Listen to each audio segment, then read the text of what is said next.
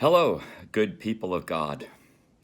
I am offering this reflection on the day of Pentecost from my hotel room here in Lansing as I am wrapping up my week with all of you, which has been full of grace, and I've loved every minute of it. Wind. The book of Acts tells us it filled the house where the followers of Jesus were sitting. Acts also says the wind came suddenly, with a sound like one that comes with the rush of violence. The effect was apparently overwhelming, and those gathered would never again be the same. I have never experienced the oncoming of a tornado. The description I often hear, however, is about how it sounds like an approaching freight train. Atmospheric scientists have a lot to say about the study of wind. I remember a conversation with a meteorologist in a parish hall during my Sunday visitation concerning wind shear that told me more about wind than I could ever have imagined. It is wonderfully complex and intricate.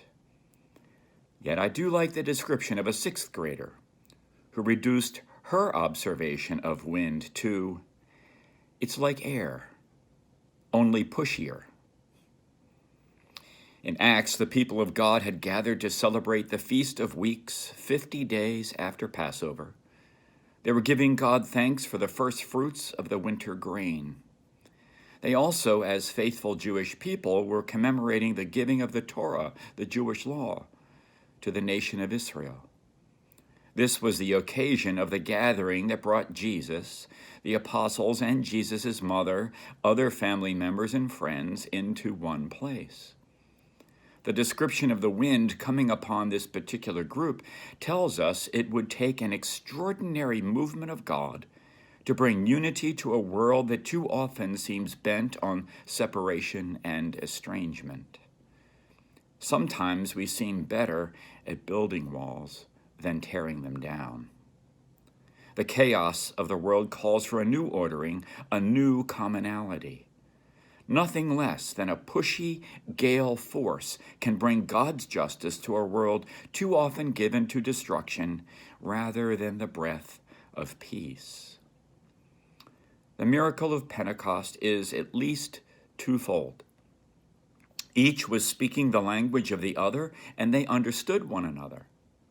In a Desert Fathers story, Arsenius asked an elderly Egyptian monk some questions, and another, overhearing them, commented, "Abba Arsenius, you have a strong education in Latin and Greek. Why do you discuss anything with this peasant?" He replied, "True, I have knowledge of Latin and Greek, but I do not yet know this man's alphabet." What if we brought that attitude to every conversation, every political discourse, honoring the dignity of every tribe, language, people, and nation? The other miracle is how those gathered are transformed from the closed forum to go out into the public square.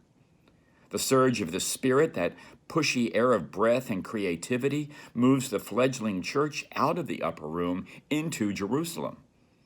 That same Spirit pushes us out of our own church enclosures into the boardroom, the schoolroom, the surgery waiting room, the grocery store, the high school, the assembly line, the halls of Congress. Anywhere and everywhere in order to breathe the hope of God's Spirit on all. The book of Acts tells us, quoting Joel, that this Spirit was poured out on all flesh. All flesh. This is God's dream of the unity of all people. As Elizabeth Barrett Browning said, "He lives most life, whoever breathes the most air."